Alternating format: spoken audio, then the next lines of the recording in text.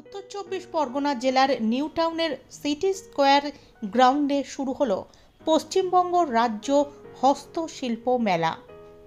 পরপর বেশ কয়েক বছর ইকো পার্কে এই মেলা হলেও এই বছর মেলা বসেছে নিউ টাউনের সিটি স্কোয়ার গ্রাউন্ডে। মেলার উদ্বোধন করেন সংশ্লিষ্ট দফতরের মন্ত্রী চন্দ্রনাথ সিনহা, রাষ্ট্রমন্ত্রী তাজমুল হোসেন।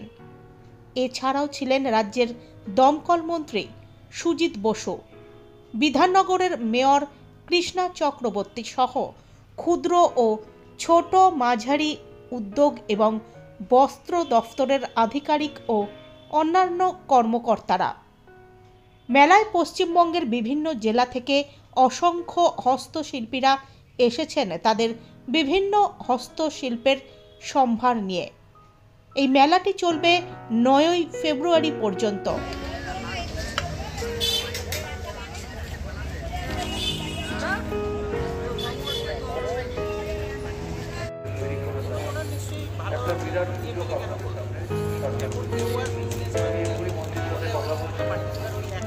এটা যেমন আপনাদের সারা বছর থাকে একটা ফেস্টিভ্যাল হচ্ছে, এছাড়া জেলা স্তরেও আপনাদের বিভিন্ন ধরনের